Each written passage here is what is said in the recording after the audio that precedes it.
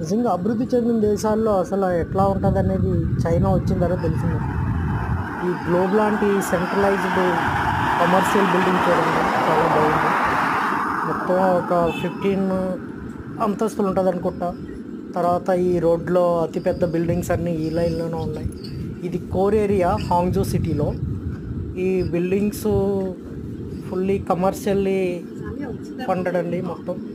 తర్వాత ఇవి iconic towers of the Hangzhou city అండి. ఈ టవర్స్ ఐకానిక్గా పిలుస్తారు చైనాలోని.